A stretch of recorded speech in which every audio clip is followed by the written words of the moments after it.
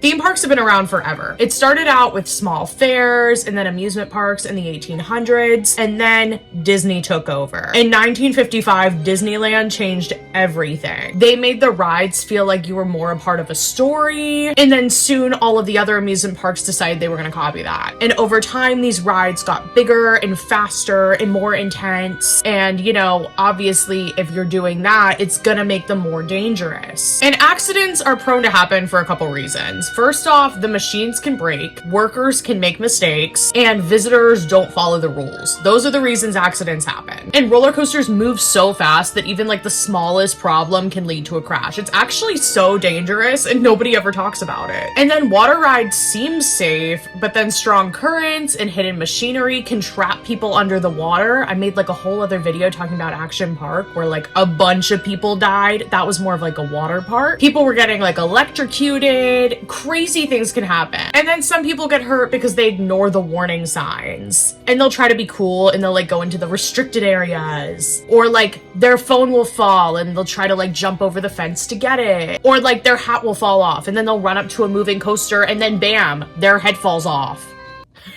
Well, the head gets more chopped off than falls off. But you know what I mean. Parks have rules for a reason. I know that's always said, but like, rules are for safety, so people don't die or get decapitated. But even with these rules, sometimes things can go wrong. And that's why accidents are rare, but like they're really scary when they do happen, because that means something went real wrong. And today we're going to be talking about 3 roller coaster theme park deaths that scared the out of me. Hi, my name is Grace. This is Casper. You'll sometimes see him running around in the background of the videos, so I always like to introduce him because he's just such a sweetie pie. Now he's on the couch right next to me. Maybe he'll stay there. Sometimes he like runs up on the dresser. But I make all sorts of like horror, true crime, freaky, spooky little videos. So if you like that stuff, hit the subscribe button to see more of my pretty little face and Casper's cute little...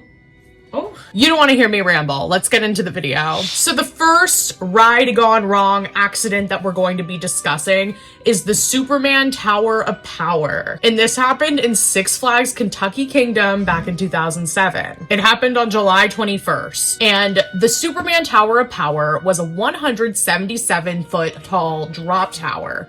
And it pulled riders to the top and then you free falled at 54 miles per hour, for those of you that care. And during one of those rides, a cable snapped and began whirling around at high speed as the ride was going up. And the witnesses said that the cable lashed against the riders' bodies and faces, cutting them. So you're going up this tower and it's just...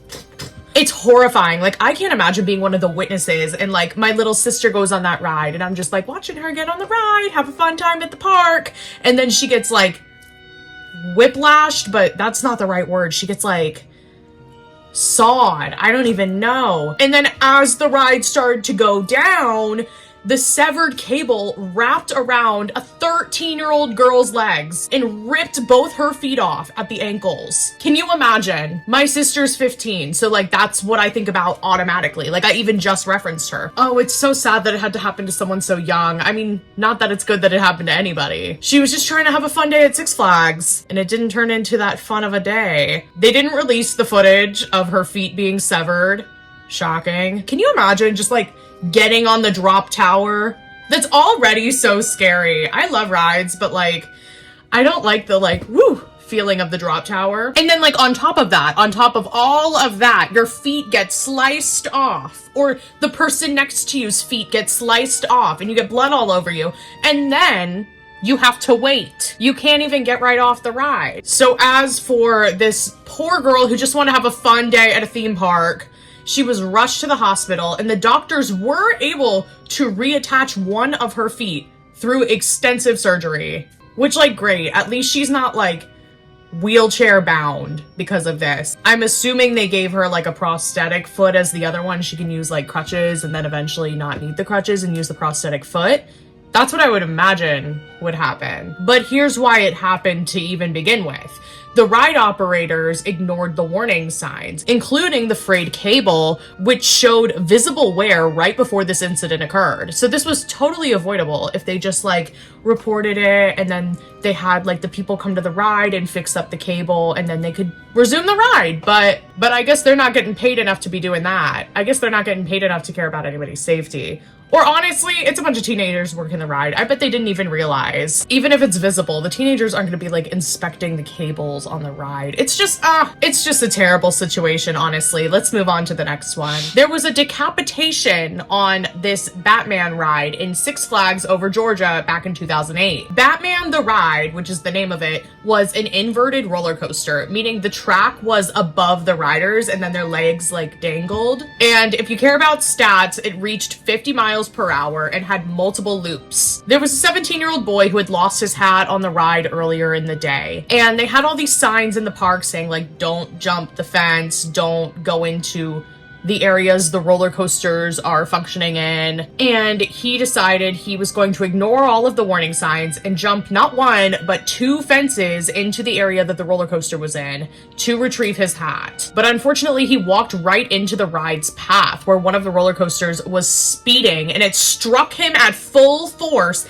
and it instantly decapitated him. Can you imagine? Roller coasters only like, what, are like 5 minutes long max? Like, you don't have a lot of time. So like, even if you look and it seems like the coaster is far in the distance, it could, like 2 could be going at once and 1 could be turning the corner, or they're just so fast it could just come right up on you. And can you imagine being a witness to this? The witnesses said his head was sent flying, and the riders were horrified when they realized what happened. Can you imagine it's like your foot that like, I'm assuming that's how it happened since the feet are dangling on the ride, and then like his head is here and your feet are here, and then you're moving so fast, you just swoop. Can you imagine if that was your foot?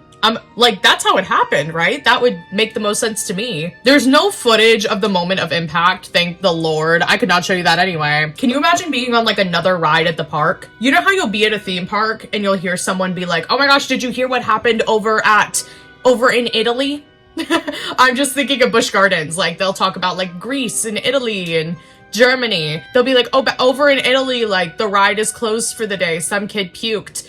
But can you imagine it being like, over in Italy, the ride is closed because someone jumped the fence and got decapitated, and you're just eating your churro? Horrifying. But the ride was temporarily closed, and then they reopened it within a few days because the accident was deemed not the park's fault, which it was not. It was fully that kid's fault. Like, rest in peace. So sad what happened. He was so young. He was just being a stupid teenager.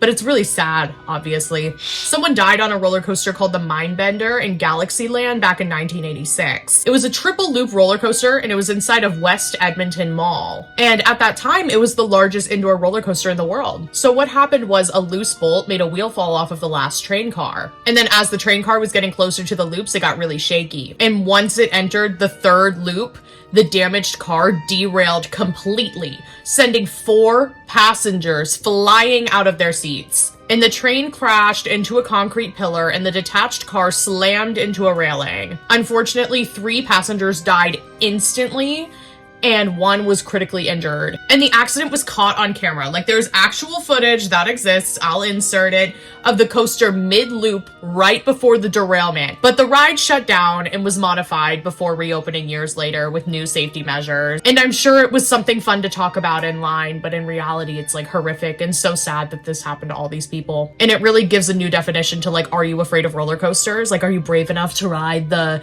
Mindbender? But what had happened was investigators found that the ride hadn't been tested properly before opening. And I will say, I don't want to be a hater, but it was a roller coaster in a mall. And the bolts that were used to like secure the wheels on the car were too weak. And that led to a mechanical failure when it was going really fast. But these incidents are really disturbing. And unfortunately, it can happen anywhere to anyone. And it's not even in your fault most of the time, except for that guy in the middle. That was completely his fault. But I feel like what happened on the Mindbender was the scariest one because you can see the disaster. You can see what is going to happen before it does. Like, you, the rider, you know you are moments before your death.